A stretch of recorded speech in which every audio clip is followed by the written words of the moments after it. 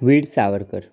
रत्नागिरी में प्रतिबंधित स्वतंत्रता के बारे में आज हम जानने का प्रयास करेंगे। 1921 में मुक्त होने पर वीर सावरकर स्वदेश लौटे और फिर 3 साल उन्होंने जेल भोगी। जेल में उन्होंने हिंदुत्व पर शोध ग्रंथ भी लिखा। इस बीच 7 जनवरी 1925 को उनकी पुत्री प्रभात का जन्म हुआ।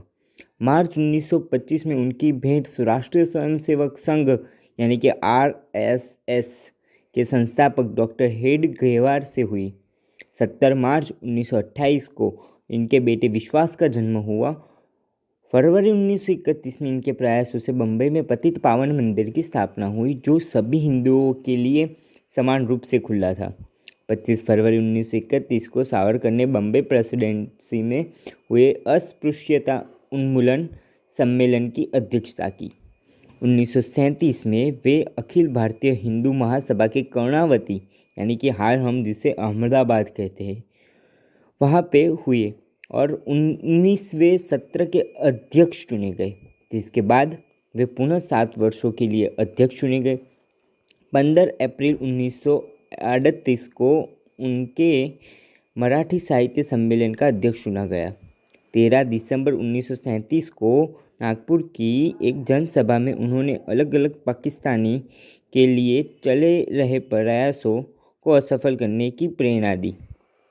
22 जून 1941 को उनकी भेंट नेताजी सुभाष चंद्र बोस से हुई। 9 अक्टूबर 1942 को भारत की स्वतंत्रता के निवेदन सहित उन्होंने चर्चिल को तार भेजकर सूचित किया। सावरकर जीवन भर अखंड भारत के पक्ष में रहे। स्वतंत्रता प्राप्ति के माध्यमों के बारे में गांधी और सावरकर का एकदम अलग दृष्टिकोण था। 1943 को बाद दादर बम्बई में रहे। 16 मार्च 1945 को इनके भ्राता बाबूराव का देहांत हुआ। 19 अप्रैल 1945 को ही उन्होंने अखिल भारतीय राजवाड़ा हिंदू सभा सम्मेलन की अध्यक्षता की। इसी वर्ष 8 मई को उनकी पुत्री प्रभा का विवाह संपन्न हुआ। अप्रैल 1946 में बम्बई सरकार ने सावरकर के लिए साहित्य पर से प्रतिबंध हटा दिया। 1947 में उन्होंने भारत विभाजन का विरोध किया। महात्मा रामचंद्र वीर नामक जो हिंदू महासभा के नेता एवं संत ने उनका समर्थन भी किया। अब बात करते हैं उनके हिंदू राष्ट्रवाद की। सावरकर 20वीं सदी के सबसे बड़े हिंदूवादी रहे।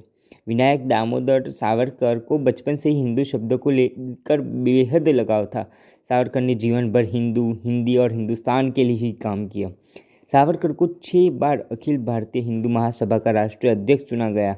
1937 में उन्होंने हिंदू महासभा का अध्यक्ष चुना गया और जिसके बाद 1938 में हिंदू महासभा को राजनीतिक दल घोषित कर दिया गया। हिंदू राष्ट्र की राजनीतिक विचारधारा को विकसित करने का बहुत बड़ा श्रेय सावरकर को जाता है। उनकी इस विचारधारा का कारण आज़ादी के बाद सरकार ने उन्हें वह महत्व नहीं दिया जिसके वे वास्तविक हकदार थे।